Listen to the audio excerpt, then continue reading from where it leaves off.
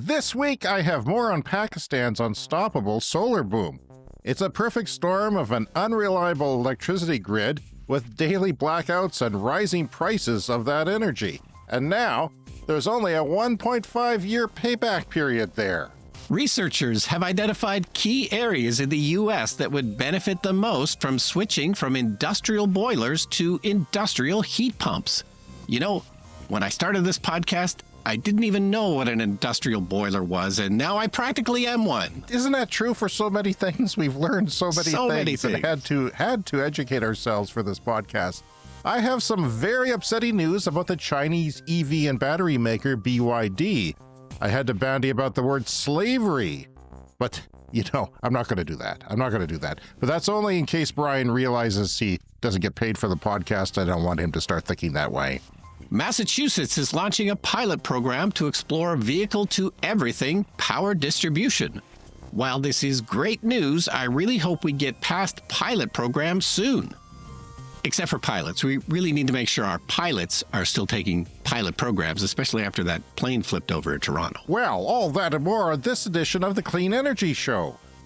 And also this week, we have, for the first time in our 5-year history, a draw. I will be drawing a name, and some lucky winner will win 1 year free of the Clean Club membership on our Patreon page.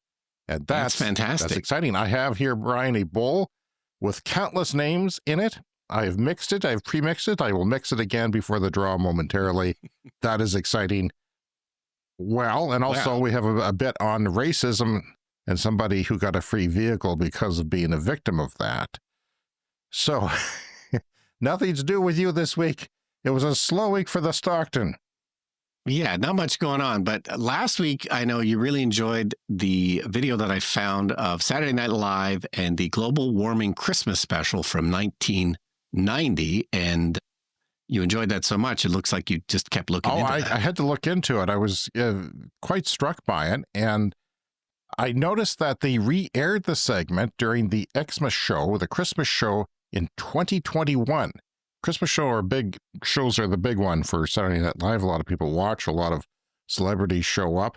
However, there was Omicron back then. I hate to bring up these negative things, but that is the variant of the virus, and the production got shut down, so they had to air old segments based on, they had shot some stuff, and what they shot, the pre-tapes, as they called them. Yeah, they were going to go ahead with a show, but then sort of at the last minute kind of switched it to a clip show. Yeah, so they had Tom Hanks, I guess, was maybe part of it or became part of it remotely or otherwise. And Robert Smigel, one of the writers for Conan O'Brien and Saturday Night Live for many years, also the author of filmmaker behind TV Funhouse, he says Tom Hanks chose this. It was not my idea, but I worked on the Carl Sagan Global Warming Christmas special where he played Dean Martin. I believe it was Greg Daniels' idea, but we all worked on it. Greg Daniels is the creator of The American Office and Parks and Rec, kind of the showrunner of some of those great comedies. He was a writer in Saturday Night Live when this happened. Yeah, I thought it felt like a Mike Myers sketch. I might have thought that it was he that had written it, but yeah, it's an unusual sketch in the history of the show, and they brought it back, and I think they asked different people, I think they had 3 hosts that week or something, and they asked them to bring it back. The funny thing is, though, I'm pretty sure I saw that show. I remember the show, and I don't remember the global. Maybe we talked about it on the episode. Who knows? We just don't remember. We've done so many. It's hard to understand what's going on. So my son called me the other day, Brian. Now, when my son calls, I have now a visceral reaction to it because not always, but most of the time, something horrible has happened to the poor boy. Yeah. And he's in a crisis, okay? There's been a couple of times since, though, that he's called and nothing's been wrong, but my heart still jumps out of my body. Because, it's been a car problem or a flat tire in the middle of nowhere. Well, this time it was a car problem again, and it was a bad one. It was a nightmare of all people to have this problem. He had a couple buddies in town for the Tyler the Entertainer concert in Vancouver, which he said was spectacular. They flew in and stayed in his apartment. He's gone out and bought a bunch of IKEA stuff to be a good host, which I will take advantage of this summer. and he called me from the Sea to Sky Highway, which I know you're familiar with, right? Yeah. It's the highway that goes along the coast. It was built expanded for the Olympics in 2010 to go to Whistler, where all the skiing is. Very busy highway. Well, there was a terrible accident on there. It didn't involve my son, but it involved air ambulances, and of course it shut down both directions of the highway. So we stuck there in a parking lot, and the idiot turned off his car, but left the radio on, and it wouldn't start. No. And the reason I brought this up is because in our electric car world, this is one of the glorious things about electric cars. You can sit there forever. You don't think about turning it off, ever. Yeah. There is no reason to turn it off. You're not thinking, oh, I'm burning gas. You're powering the air conditioner, or you're powering the radio, which would use practically nothing in the grand scheme of your battery. But no, in the gas car world, it just didn't start. Plus, somebody tried to steal his car, so they broke into a closed, secure condo garage that he's renting, like he rents the condo from a sublet set. And they went after his 2002 Honda Civic for some reason. Maybe it's easy to steal. And they ripped off a bunch of stuff, and I don't know if they got interrupted, but, I thought maybe his key was screwed up. So this is by a miracle of God somehow. I came up with the idea to wiggle the key, to push it in, pull it out, wiggle it around, jam it, shake it around. And damn it, Brian, if that didn't work. But to show how have to do that kind of thing. Jerry Seinfeld always had this joke on his act a long time ago where he said people always open their hoods even though they don't know how to fix a car. They think there might be a giant on-off switch in there that they somehow got into the off position and they could just flick it on. Well, my son decided to pour oil into his car for no reason, thinking that that's why it didn't start. He took an auto class at high school, so I don't know why that's happening. I tried to educate the boy, honestly. Yeah. It's not like I'm a freaking mechanic, but it seems like our generation, we just kind of had to deal with crap that, we didn't have the best of everything like kids today. Well, I have a vague memory. I used to own a 1972 AMC Gremlin, Why? which is... I think I did for like a month. My dad had one for a month, and it literally crapped out, and we had to get a different used car. Yeah, I mean, first of all, I believe I paid $75 for it. So, it was not like a big investment. So you got ripped off. So I got ripped off. And I used it for a film that I made way back in 1990. I thought this would be a great movie car. It's sort of similar to, my film came out around the same time as Wayne's World. And in Wayne's World, the joke was they had an AMC Pacer. And in my movie, the joke was they had an AMC Gremlin. We had a Pacer. We had a Pacer. Yeah. Oh, you had a Pacer. Same okay. thing, though. But my movie came out before Wayne's World. But that's beside the point. Yeah, I mostly bought it for that. And it was kind of a fun little car. But I have a vague memory that, there was some kind of a key problem. And I think for a while, I just left the key in the ignition because that was the, safest way to get it to start. Okay. Well, thank God it started, because you know what, Brian? The traffic had just started to move and I could hear the honking in the background. And he insisted on having his flashers on, which was going to drain the battery further. But I don't know how I even did this. I got one of his buddies to get out because he couldn't get out because of the traffic. His buddy got out and I said, turn on the headlights, and they looked bright. He said, they look normal. So I thought, okay, it's not dead. He just listened to music for 10 minutes or whatever. That's not going to kill the battery. And it was a warm day. It was practically a summer day on the coast. And I said, okay, maybe that's that. So let's try that. And it worked. And he got it going just in time. But his pants were covered with oil. The kid had a panic attack, freaking out. Well, I think sometimes there's a dead spot on the the starter or something. That happens sometimes. So maybe it was that. Yeah, that could have happened. I'm not sure, but it's an old car. I mean, just the age of the car and the wear and tear of starting it so much like that. Who knows? But the news right now is pretty bleak. I'm not going to get into it, but there's one story that struck me because it's something we talked about before in the show. One time we talked about a solar advocate in Alberta, Canada, who said, we shouldn't be putting government funds into rooftop solar.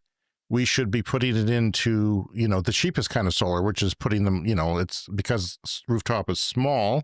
You have to do more, soft costs of getting that done. Yeah. But if you do it in one massive thing, like a lot of things, That's the cheapest way to put government money to decarbonize the grid, which we need to do urgently.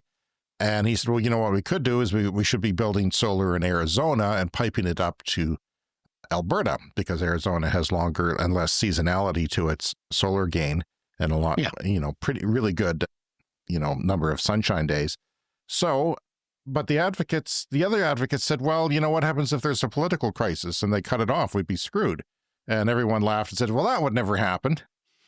Well, guess what's happening right now? There's a tariff dispute in Canada, and the premier of the large province of Ontario, where all the automotive manufacturing is and all the good jobs and that go with that and auto parts, that they are going to be in dire shape. He just called an early election because he knew he'd get screwed if the economy tanked. Yeah. And just as we're recording this, 25% tariffs are going on everything in Canada.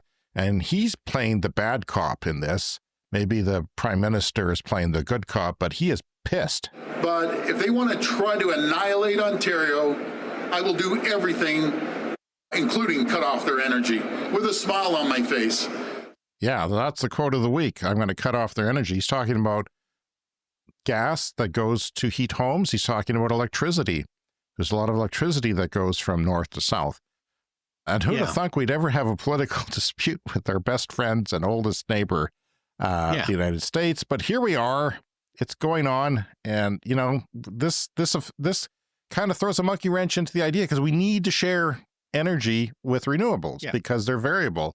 The more borders we can cross and a larger, landscape we can cover and transfer that back and forth, where it's cloudy in one place, windy in another place, we need to do that. And, we should all be getting along. I don't want to, state the obvious, but that's what should be going on. Yeah, and Ontario has lots of nuclear and hydro, and they're just well suited for power generation at this point. And they have so much that, a lot of it flows south across the border into, the American states like New York. So last week we talked about the podcast Undecided with Matt Farrell, right? It's a popular YouTube channel on clean energy and other things and technology. He does about one video a week. He researches it. He has somebody doing graphics for him and everything, and it gets a lot of views. And he kind of strangely came to where Brian and I are. If you're new to the show, we live in Saskatchewan, Canada. That is the prairies of Canada.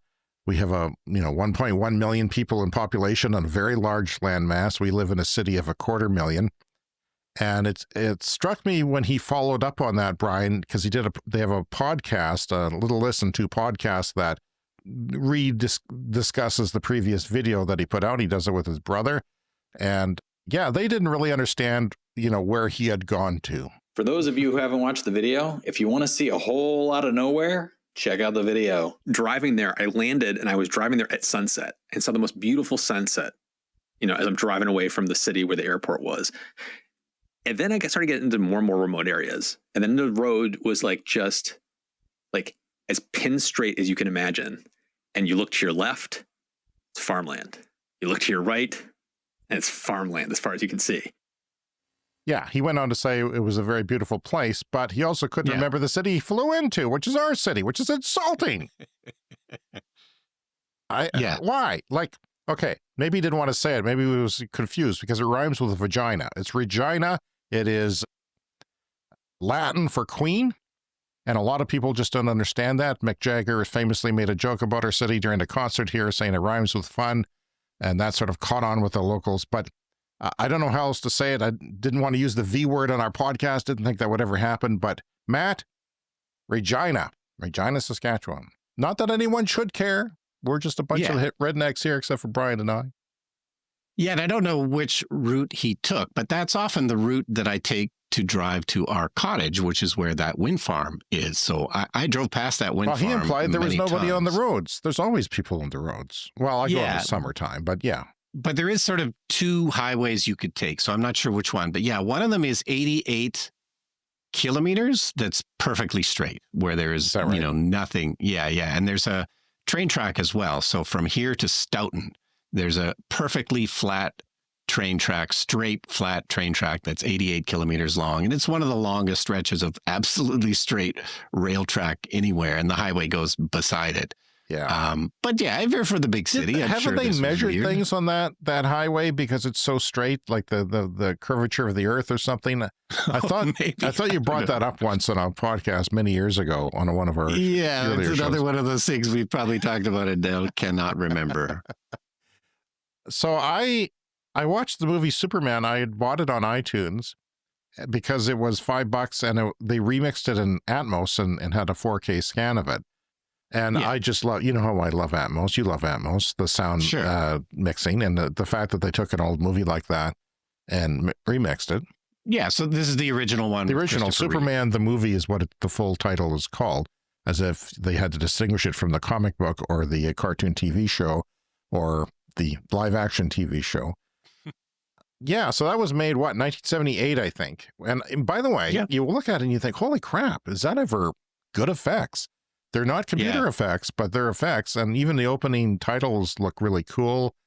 There's one really awkward place where it looks like somebody's holding up a sparkler and you know, burning that over the images of space. But Yeah, well, and you never know because sometimes when they do these 4K remasters, they also sometimes clean up the special effects. Yeah. So you'd have to look into it to see how much of that kind of work they did. well, I watched it. I went to bed and I woke up and heard that Gene Hackman had died because Gene Hackman is in that film. He plays the bad guy wonderfully. As a somewhat comic role. But yeah, he was, and I think that was maybe one of the first times he'd played a lighter role like that. And he became famous for it. And then I woke up and it was such a weird experience because what are the odds of me watching a Gene Hackman movie and waking up and finding him dead? But that's what happened. Yeah. And I just wanted to point out to the To Be Determined podcast people, Matt Farrell and his brother, that Superman the movie was actually shot in a similar place than where he came, over in Alberta, the next province over. And this is from the behind the scenes video. By now, the movie has moved to Alberta, Canada, chosen to represent the plains of Kansas. Ironically, they could not go to Kansas as the wheat crop at the time of shooting had already been harvested. Yeah, so they did that. It is here that the infant Superman's 3-year journey came to an end on a remote field, to be discovered by Ma and Pa Kent. Pa Kent is played by Glenn Ford. They also brought in, they had a shot on the train of a young Lois Lane on the train that he runs by when he's a teenager. And her parents, who don't say anything, they're just there, are the original cast from Superman, the TV show. They're older now. When was that, the 60s or 50s? I'm not sure, but yeah, they were there and they brought them up as extras to Canada because it was a big film. And they shot both films at the same time, I believe, 1 and 2. Yeah, or it might have been 2 and 3, but movie productions with a big budget like that, they'll often buy out a whole wheat field to make sure that it doesn't get harvested.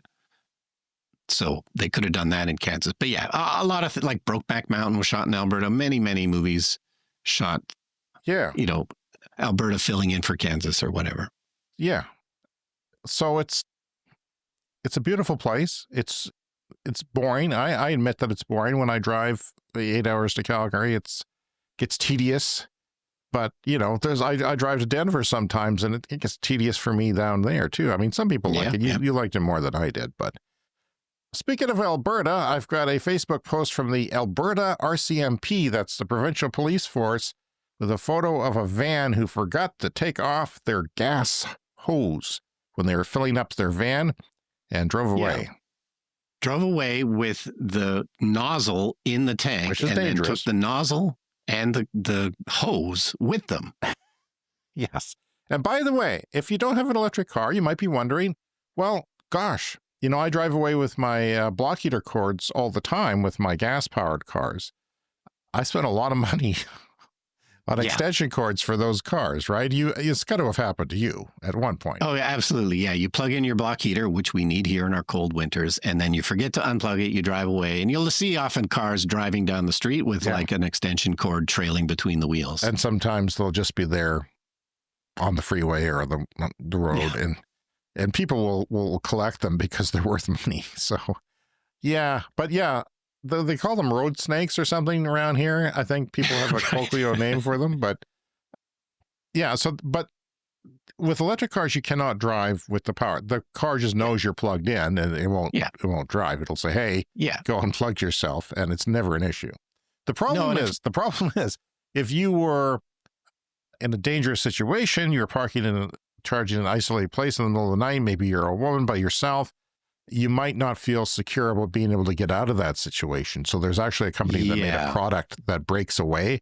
You put the charge cord into this breakaway product, and then the breakaway product goes in your car, and you can if you must push a button to pop it out so that your car thinks you're not plugged in anymore. Otherwise, it wouldn't let you go. So I don't know. But I haven't heard any examples of anything happening, but I could understand someone not feeling safe because there are some poorly lit places too. No, and if gas cars were being invented now, they would probably build that into it. Sure. So some kind of safety mechanism where the pump's got to be taken out and the thing closed up before you drive away. But as of now, no, there's nothing to stop you. Brian, I am very pleased that the pair of eagles that I've been watching for years, partially due to the pandemic, I've watched them for 2 seasons, and this is my 3rd. They're not on the nest during the summer, but in the winter they build up the nest, and there's a camera on that nest in California, Big Bear Valley. It's a lake, and if you're in California, you've probably seen these eagles on the news because they have updates on them all the time. But for 2 years, they didn't have a successful kid. There was no eggs that hatched, and they would sit on the eggs, and a month would go by, the 35 days, and they would keep sitting on them, but they would sit on them a little bit less and leave them, and then eventually the ravens would come and eat them, and then they wouldn't be on the nest, and then that would be it for the year. So, but this year they laid 3 eggs, and overnight, this is into Tuesday morning when we're recording this, there was 2 eggs hatched. This is it right now. This is a live feed. If I can bring it up here, seems to be frozen. But yeah, no, there they are. Yeah, the mom eagle is, they don't actually sit on the eggs. They sit a little bit above the eggs and they waddle around. Really? And under there is a chick and another egg with a good portion of the hole in it.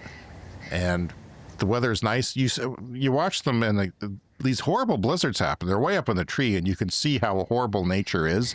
And, but yeah, that's just something from the pandemic. Reconnecting with nature sort of was an important thing with me and in all the stress of the world. But yeah, that's it. Well, it points out how difficult it is to be a filmmaker these days because you go out and spend $100 million on a movie, a new Superman movie or something. Yeah. And then people are just going to watch, eagles having a baby instead because it's more entertaining. It's high definition. The eagle, even at night you can watch with infrared. The eagles don't notice infrared camera, but it looks black and white. And yeah, that's what I did last night is I went back in the live stream to find when they zoom in on the eggs, because there's 65,000 viewers right now as we speak, but a lot of those are elementary school. So they're just keeping it on at this classroom. Yeah. And all those 20 or 30 kids are watching and learning about nature, and nature is tough. That's really smart. Even when you're near the top of the food chain. So it's very educational. There is a Friends of Big Bear Valley. You can go and donate to them. You can buy their merchandise. They, obviously are trying to help eagles and educate people. And yeah, it's very interesting. All right, this story is from Canary Media. This map shows where to swap out industrial boilers for heat pumps. So we tend to talk more on the show about home heating and, home furnaces and switching out your home furnace for a heat pump. But of course, there's huge amounts of industry. U.S. manufacturers rely on more than 30,000 small industrial boilers to make a large number of things: food, drinks, paper, chemicals, clothes, electronics, furniture, transportation equipment, and more. These are mostly gas, but sometimes coal or oil. But these emissions don't just contribute to climate change. Of course, we know that they are terrible to breathe in. Increased asthma rates is the typical byproduct of these kinds of emissions. So the nonprofit American Council for Energy Efficient Economy, the ACEEE, has done the research. Only about 5% of process heat in industry currently comes from electricity. So this is ripe for electrification. Industrial heat pumps, though, are gaining momentum. And in fact, Southern California passed a rule last summer they're going to try and phase out industrial boilers. So nitrogen oxides are one of the big pollutants that come out of these things. And it's harmful in itself, but also contributes to the formation of ozone, a key ingredient of smog that can inflame airways and cause a range of respiratory problems, including like increased asthma in kids. So the ACEEE mapped out areas where the ozone levels exceed the U.S. Environmental Protection Agency standard. So first of all, that's alarming. So there's places where these numbers are being exceeded, and up till now, like nothing has been done about it. And currently, they found more than 5,400 boilers in 174 counties, and they were focusing on the smaller industrial boilers because those are the ones that are going to be more easy to swap out for heat pumps. And it says their emissions are often overlooked, but easier to swap out for heat pumps. So an industrial boiler, instead of a heat pump, can be equivalent to taking 400 to 10,000 cars off the road, depending obviously on the size of it. And they found certain counties where this is particularly bad, where there's a lot of these small boilers. So Cook County in Illinois, they've got 297. Philadelphia County, 127. Harris County in Texas, 123. And Los Angeles County, 111. But, these heat pumps are now available. This is better for low temperature industrial processes. It says they're well suited to food and beverage manufacturing, which relies more on low heat, below 266 degrees Fahrenheit. So, low temperature heat is a better thing to swap them out. Chemical and paper production also uses a lot of lower temperature heat. So, this is going to happen eventually anyway. We all know that heat pumps are going to eventually take over, but this is great research because, we now know to accelerate in which particular areas to get the most benefit as quick as possible. Yeah, that's the thing about cleaning up the air from local emissions. You can see the results, and we've had stories on our show before where it's been, it's predicted that people will die less, that there will be less asthma attacks and all kinds of things from local neighborhoods. And it's hard to quantify your effect on climate change, on global warming, if, you industrialize or you change from fossil fuels to a heat pump boiler. But if the local air gets cleaned up, you see that right away. And, as a man who lives between a electric arc furnace steel mill that recycles, metal for pipelines and a heavy oil upgrader refinery on the other window action, I can tell you that you notice these things when the air is clean and when it's dirty. And I've got my air purifier beside me and it will kick on. My window's open today because it's a warm day. So if the wind shifts, it will kick on and I'll close my window. So I need more smart technology like light bulbs that will, set off an alarm. I need an air quality detector outdoors, but they're expensive. But we'll see. I wanted to talk about Pakistan solar. Pakistan is technically a developing country and it's got a lot of population, but their grid sucks, Brian. It's terrible. Their electrical grid is terrible. So I listened to the Volts podcast, and we don't have guests on our podcast, so I go to other podcasts for the guests. And he had a couple experts of Pakistan Solar there, and this is all about a bottom-up clean energy revolution in developing countries like Pakistan. I remember Bloomberg New Energy Finance's Jenny Chase, the solar expert, had to use satellite images to understand what was going on in Pakistan, because all we know is that China is exporting many gigawatts of solar panels to Pakistan. We don't know where they're being used or how they're being used, and they had to do their own detective work on them. Apparently, the price of solar modules has gone from 24 cents per watt to 10 cents a watt in the last year or so in Pakistan. So Mustafa Jad is a program director at Renewables First, an energy think tank based in Islamabad, and Waqas Musa is the current chair of the Pakistan Solar Association and the CEO of Hadron Solar, which sells and installs solar systems across Pakistan. They were the guests on the podcast, and I listened to this damn podcast twice because I think I have some sort of attention deficit disorder, but I had to absorb it twice, and I really enjoyed it. I really enjoy the information. It's a deep dive that most people aren't going to be into, but I found it interesting because this Pakistan question was a question, and people, on the ground were able to give some insight into that. So 245 million people in Pakistan, Brian, that's quite a few people. 40 million of those don't have electricity at all. They don't have access to electricity at all. Solar is really becoming a part of life, and these two men have been on the ground and have seen the solar boom close up. Here's a clip from the show. I remember there was this story which one of our microfinance guys was telling me. There's a concept of dowry in Pakistan.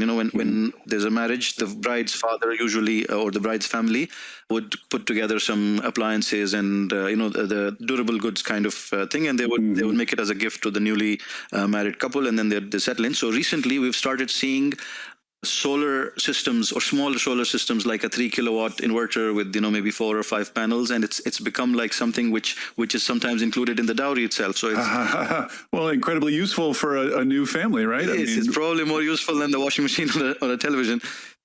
Yeah, so solar is that's a good illustration of how important it is and how what a difference it's making.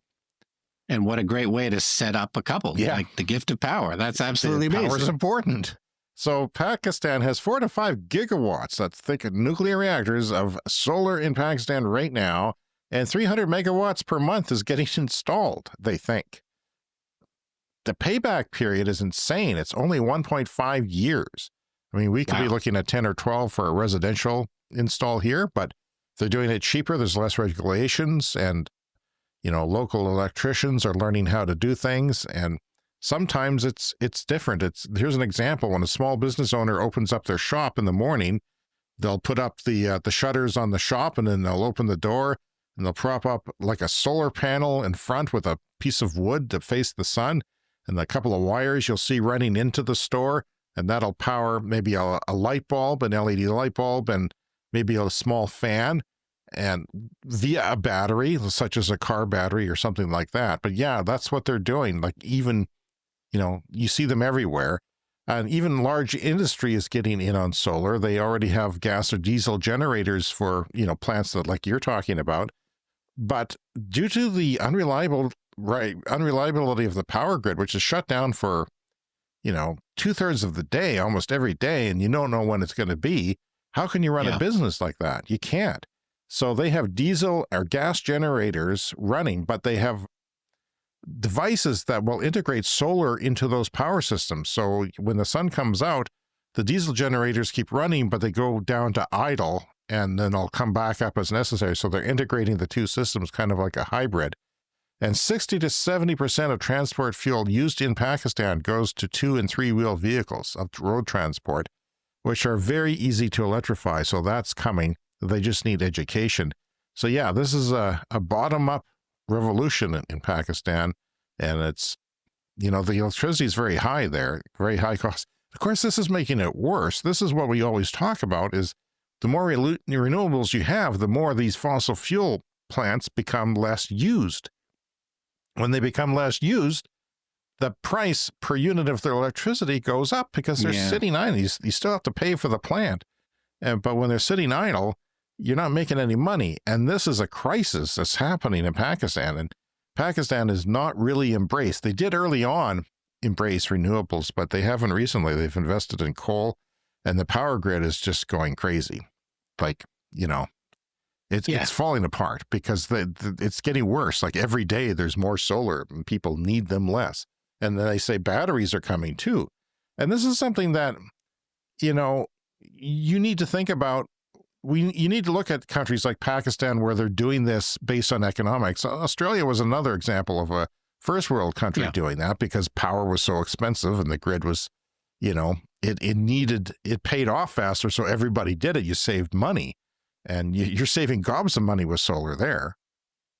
Yeah, and as you were saying earlier, we know that rooftop solar is more expensive because it's more difficult. It's more expensive per panel, right? Because you got to climb up on the roof, and there's You got to get all those kinds permits. of You got to get, you know. yeah. But what you need and what they've done mostly in Australia is just incentivize the average person to be able to do it. They've reduced the red tape and everything. And so then, it doesn't end up costing your grid operator any money at all. You just incentivize people to do it, and then they're paying to essentially upgrade the whole grid. So it's like a win-win for everybody. So in Australia, I don't know what the latest numbers are, but it's something like a third of homes have solar panels on them. Yeah. And Crazy. But it's made the grid actually better, but they have to upgrade certain parts of it. They do in Pakistan as well. Yeah, we've talked about that before. They do have some challenges sometimes in the peak afternoon because they've got too much power because there's so much solar. But, there's ways to mitigate that with batteries and flywheels and so forth. So as batteries become cheaper and better, and maybe even poor people in Afghanistan neighborhoods start installing them to get more of their solar because, you can use it at night then or in the evening, then the grids will fall apart because they won't, financially they'll fall apart. This is something that, when you advocate for a nuclear reactor and then, solar and batteries are so cheap that everybody in residential areas starts taking matters into their own hands, then that power reactor you can't stop the people. You can screw over people who set up solar farms, but you can't screw over the people who put solar on their houses, even if there's no feed-in tariffs. That's what keeps people away. Is that we're using the grid as a battery now because we produce too much solar through 5 or 6 months of the year, even where we are. Then it goes into the grid, and we get paid for that electricity, which is more than the wholesale price for it. But if everybody starts doing that, and it's going to happen, because why wouldn't you?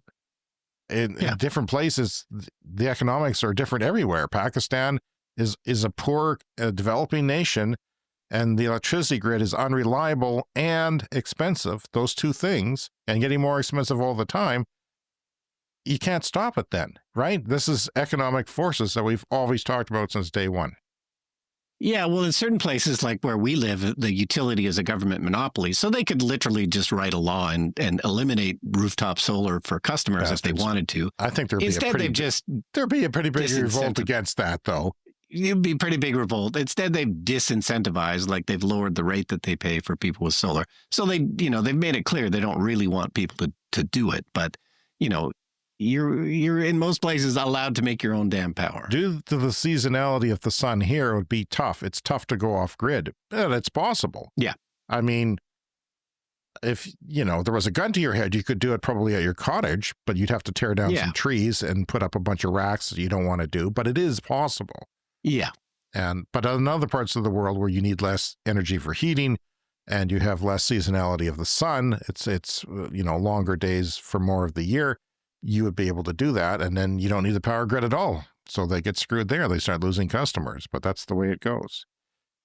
Okay, Brian, it's time for our contest, the first one ever on the Clean Energy Show. I have before me, if you're listening to the podcast like most people do, I have a red cooking bowl, possibly mixing. Who knows if a chocolate cake was made in this? 1 point, nobody knows. We have a whole bunch of names. I don't know how many there are. They're on strips of paper. Oh, I dropped one. That's not the winner, though. Okay, I'm going to draw a name here who will win 1 year free Clean Club membership on our Patreon page.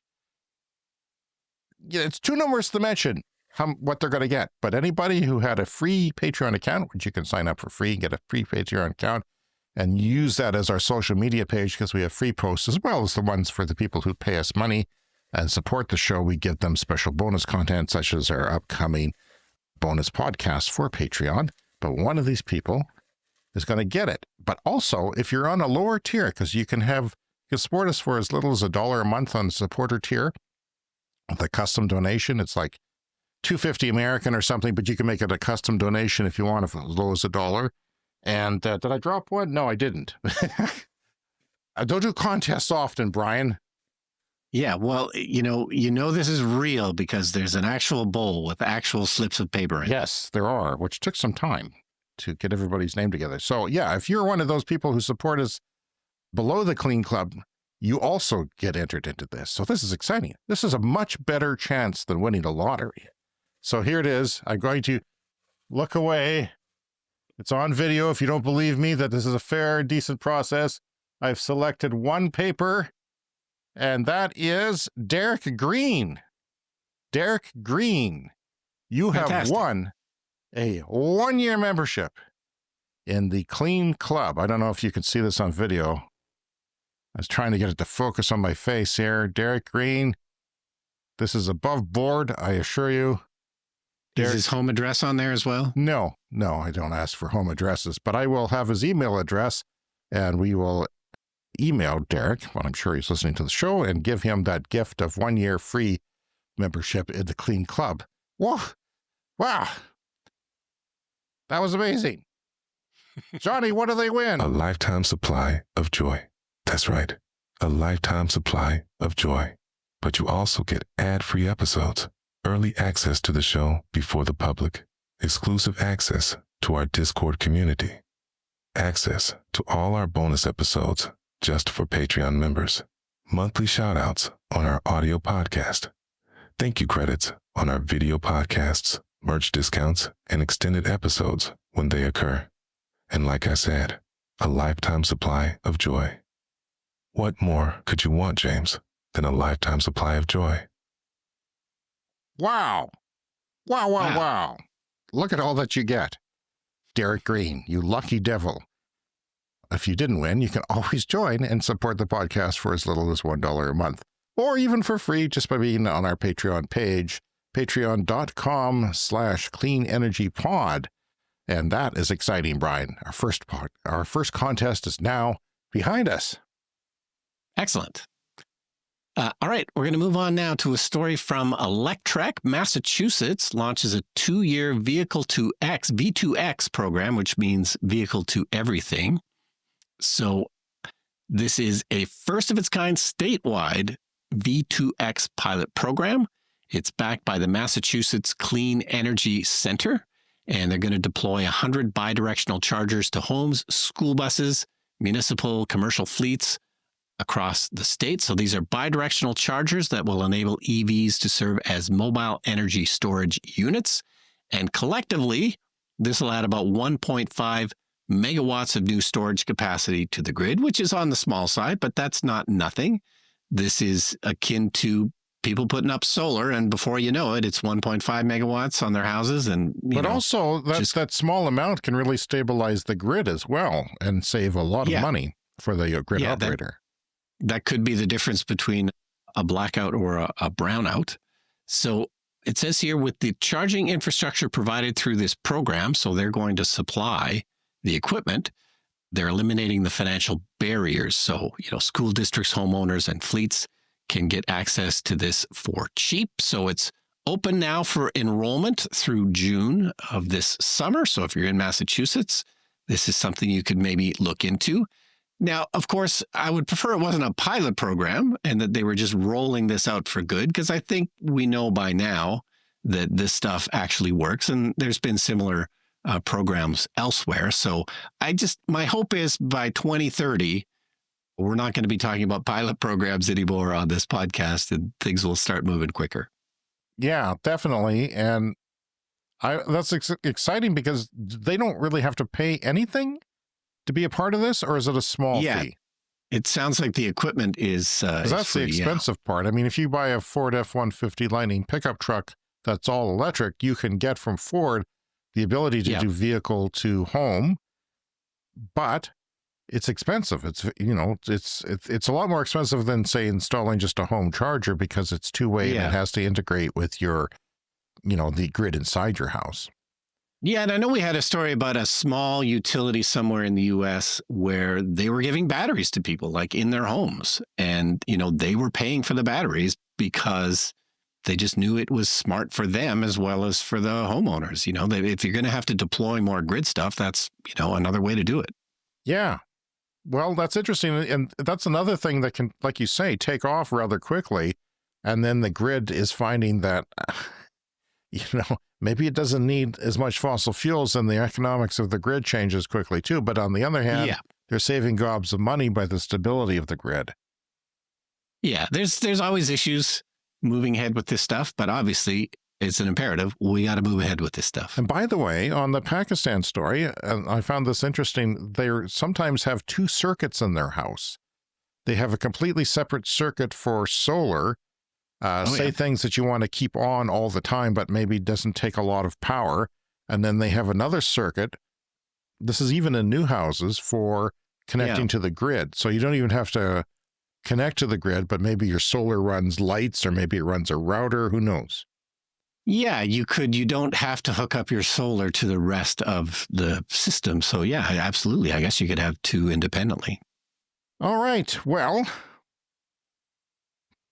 you can contact us, Brian. No one has this week, but go ahead. Yeah, cleanenergyshow@gmail.com. You can leave us a voicemail. No one's done that for a while. We always enjoy the voicemails, and it's at speakpipe.com/cleanenergyshow. And of course, join the Patreon page that we were talking about earlier. If unfortunately you didn't win the fantastic contest this week, you can always just pay for those privileges. All right, I have a bad story here. But we talk so much about BYD, Build Your Dreams. That is the Chinese automotive company. It is the largest. China is now the largest exporter of cars in the world, surpassing Japan and even Korea. And they also are a battery maker. They were a battery maker before they became a car maker back in the late 90s, I think. And they got into lithium ion, and that was for phones and everything else and other gadgets. And then they got into cars. They make crappy cars. Now they make good cars, and they're the #1 maker of cars in China. They make high quality cars that are equal or better than our Western cars as far as build quality on non-luxury vehicles. But we do have to talk about them because they are important. China and BYD is important to the decarbonization of the planet. But there's a negative side. And so from time to time, I have to, bring up the negative side of this from China. This story was reported by multiple news outlets on Christmas Eve. That's why I missed it. This goes back to Christmas Eve. Us in North America tend to be busy on Christmas Eve. Yeah, you were taking some time off. Sure. And maybe eating too much chocolate. More than 160 Chinese nationals were found living in degrading conditions and working excessive hours in Brazil. So BYD I think they were refurbishing an old Ford car factory there. And this was a large ongoing process. And 160 people from China went there to work on it. They had to sign contracts and things. And Brazil found that they were working in degrading conditions. And that is to say the least. Brazilian authorities have halted the construction of a factory for the Chinese electric vehicle company BYD after they found 160 Chinese nationals living in slavery-like conditions, which is not something you want to hear with a company that you want to support. The workers based in a construction site in the northeastern Brazilian state Bahia were found to be laboring for excessive hours, sometimes for 7 days straight, and living in degrading accommodation. The workers who were hired by our contractor by BYD, called Xinjiang Construction Brazil, were said to be unable to leave without permission, and more than 100 had their passports withheld. You can't do that. The workers were hired in China and brought to Brazil.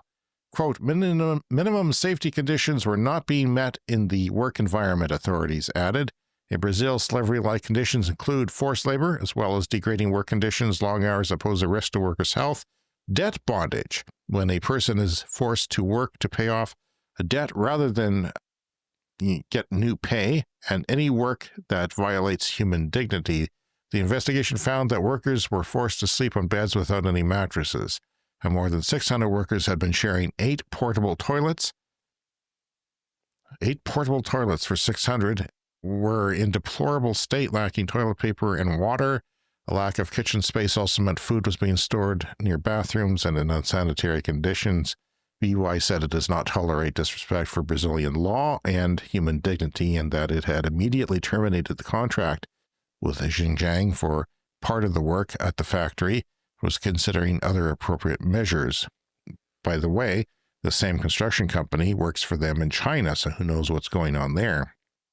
Although China does have some labor laws, believe it or not. I mean, they were kind of exploited maybe because they were in another country. I don't know. But yeah, there's also bad labor situations that we've talked about before in China as well that have gone on with sort of, bigotry against certain groups. So it's said that all the workers will be transferred to hotels in the region, and the company has launched a detailed review of working and living conditions of all employees hired by contractors working on this project. BYD added that the company had been operating in Brazil for 10 years, always strictly following local legislation and maintaining its commitment to ethics, respect, and human dignity. More recently, Reuters had followed up on this situation, Brian, about the January 31st, I think, and they said the workers from China earned roughly $70 per 10-hour shift, which is actually over twice the Chinese hourly minimum wage in many regions. Chinese minimum wage is low because cost of living is low in China. Workers had to hand over their passports to the contractor and had to make $900 deposit that they would lose if they did not work 6 months.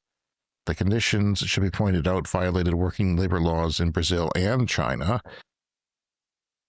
200 yuan fines for conduct like swearing, quarreling, and going shirtless. Wow, that's a good thing that you were not there. Yeah, I'd be fined up the kilt. 31 workers were found to be living in one house with one bathroom. And yeah, like I said, BYD hires this subcontractor construction company in China as well. Anyway, it is time for our bonus podcast that's coming up, Brian. That goes out to our Clean Club members. We have different tiers of membership on our Patreon page. The Clean Club is the basic one for about $5 a month, although you can go lower. Those people get rewarded with a bonus podcast every month. And I've got a story about how the oil industry screwed science. The Chicxulub crater, that is the crater off the Yucatan Peninsula in Mexico. That's the crater they discovered wiped out the dinosaurs. Wow. But the thing is, an oil company found it first and kept it quiet for 10 years, holding back science for 10 years. That's coming Yes, because they knew if they told somebody, something might happen. But so you wanted to talk about that on the bonus episode. That's coming up in our bonus episode, which we'll record later this week for our Patreon members. It's time for the lightning round. The lightning round is a fast-paced look at the latest headlines in climate, clean energy, and transportation. Trump returns. Prompts companies to stifle climate talk with green hushing. Here's a new term for you, Brian. File this under crap. Green hushing, not greenwashing, green hushing. Businesses that used to tout carbon cutting are switching their message. This isn't a good time to put a red flag in front of the bull. Because you know what? The Magites will go after you if you start touting anything that is clean for the planet, because that, of course, is woke crap to them. That story's on Bloomberg, and like all stories, we tried to put the links in your show notes to those stories. About 65 nuclear reactors are under construction across the world, and 90 further reactors are planned. Always update the nuclear situation. You remember the Chevy Spark, Brian? That is a tiny Chevrolet, and they had an electric version of it long before the Bolt that I drive. Yeah, and it was sort of a compliance car made mostly for California, if I recall. It was just a normal gas Chevy Spark that had the engine taken out and some batteries put in, so cheap and kind of short range. Yeah, they're a tiny car, but it's coming back. And you know what? When I went looking in the province of Quebec across the continent because they had good incentives, they had a number of electric cars when I bought the Leaf there about 7 years ago. And there were some Sparks around. There were some Chevy Sparks around Quebec, and I considered it, but I'm a big guy and didn't want to really get that small of a car and wasn't sure about Chevrolet as a brand. But they are bringing it back, but not for North America, but largely for countries like South America and Africa and the Middle East, where small cars are all right to those populations, whereas we're driving giant SUVs and pickup trucks here. It's only going to have 50 kilowatt charging, but it's going to be cheap and have a 20 220-mile range, and I think they'll have different versions. It kind of looks like a small Kia Soul, or is that fair? Yeah. Or a Chevy Bronco. No, it's a nice looking car. It certainly looks way better than the Chevy Spark, but at 50 kilowatt charging, it probably has the same kind of underpinnings as, the Chevy Bolt, that they can sort of reuse that Chevy Bolt platform without spending too much money, probably. So they're sort of relegating in this day and age to a city car, I would say, if you're coming out with a new car with 50 kilowatt charging. As the supercharging, you can still charge it at home at the normal rates that everyone else does. Japanese firefighters are struggling to contain a week-long wildfire on the country's northeastern coast that has spread to become the worst the country has seen in half a century. Wow. Time for a CS Fast Fact. Parking lot solar canopies that track the sun. Those are the ones that follow the sun from the east to the west. Just like Barry, we got a friend with one of those on his property. And we wondered, how much more electricity do you get from tracking? Well, in parking lot solar canopies, at least, it's 25 to 45% more. So probably worth it for the mechanical aspect, which increases the price instead of just mounting them solidly. These motors that follow the sun will probably have to be maintained from time to time, parts replaced, and maybe they'll break down, who knows, because they have moving parts. But it might be worth it because that is giving you, fairly significant amount more electricity. Australia braces for a rare tropical cyclone, Alfred, as residents are warned to get out now. A Category 1 cyclone is intensifying off Queensland's coast and expected to be one of the region's most destructive storms in decades. Why? Because apparently the building construction isn't great there. They don't plan for storms, and the storms usually don't go this far south. So this is climate change, This is the northwest coast of Canada and the United States, having to get air conditioners where they never needed them. We're going to have to build stronger homes in some places that never needed them before. Yeah, we've talked a lot about fireproofing your homes after the big LA fires. And this stuff is it's still not really part of our building codes when it absolutely should be. Norway is going to allow cities to set zero-emission transport zones. So in Norway, we know that their electric vehicle sales are now close to 100%. These zones will help drive the uptake in battery-powered vans for deliveries and so forth. So if you want to drop off parcels and supplies to a business in downtown, maybe you're going to have to go electric because maybe they're not satisfied with how that's going. 100% electric vehicles in Europe sales right now are now at 17%. That's not including all the plug-in hybrid, which are quite popular at the moment. So that's pretty good. BYD devoted 2,000 engineers, 2,000 plus engineers to work on, get this, a drone that goes with their vehicles. Wow. With DJI, the drone maker, the drone that I wish that I could have. It's there, and they have got so many engineers that they assigned 2,000 of them just for the stupid drone project. So you can have a drone that leaves your vehicle. This is the first time somebody's done this, but you can get the option of a drone. It leaves your vehicle, gives you an image from bird's eye of where you are if you're going through the backcountry. I don't know. Yeah, or if you're in traffic, you can get a sense of what the traffic jam is ahead of you. Wasn't there like a Curb Your Enthusiasm episode where he was going to invent a periscope to see so you could see the traffic ahead of you? Yes, I remember that. It's coming back. It was slow, but yeah, that happened. Well, first of all, that's illegal to fly a drone over traffic. We're in Canada and the United States, I think. If it's small enough, you probably can. If it's a certain size, there's not much regulation. Well, it has to be under 250 grams, I think. And and you don't need a license or a registration for it. But the fact that they put 2,000 engineers makes me think they're bleeding engineers over there. There's all kinds of them.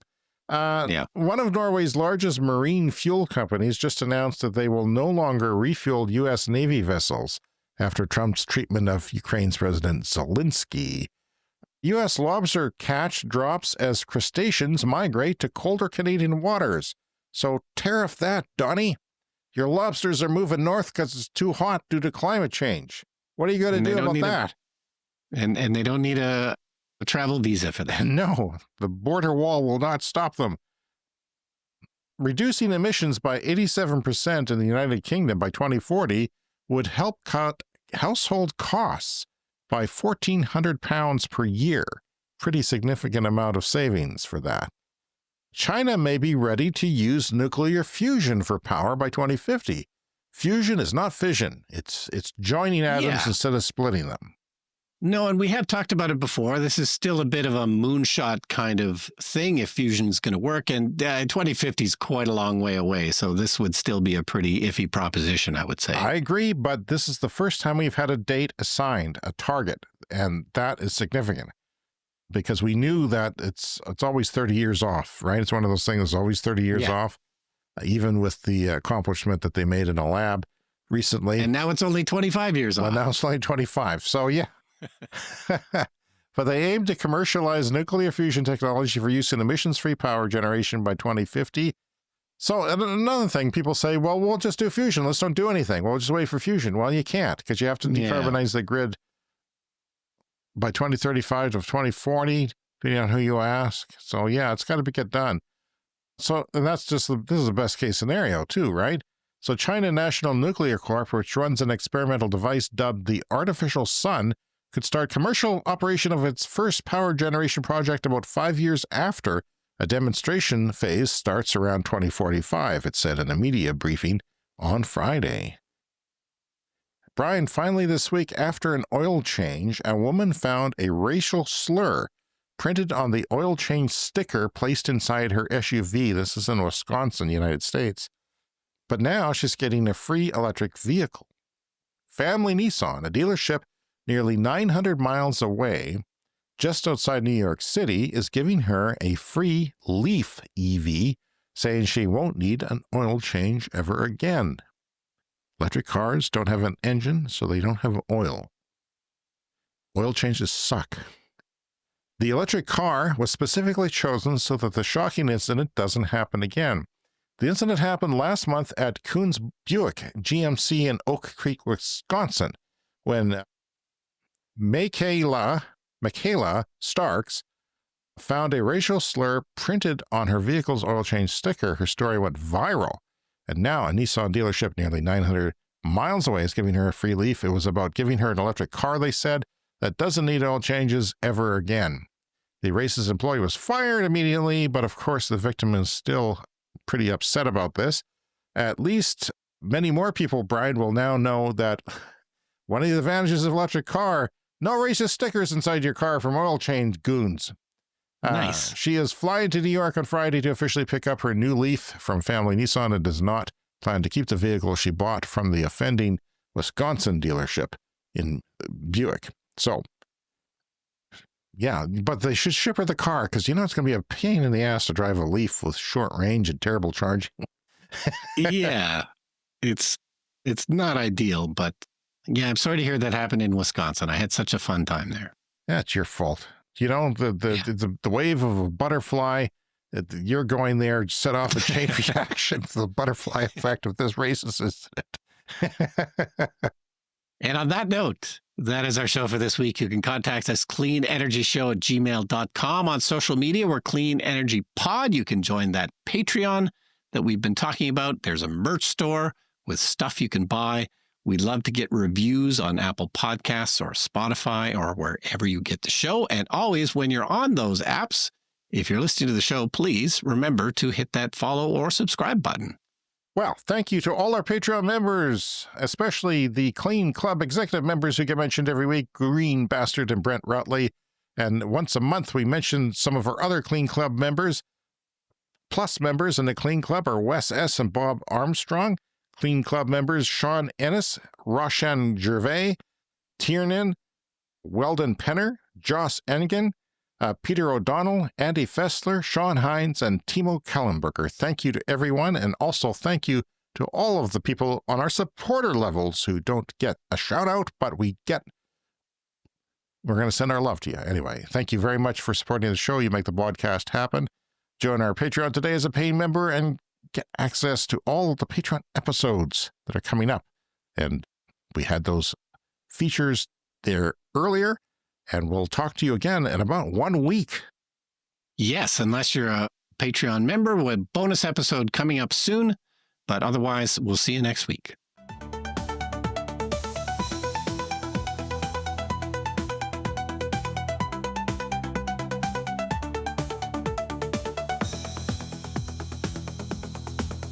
The Clean Energy Show.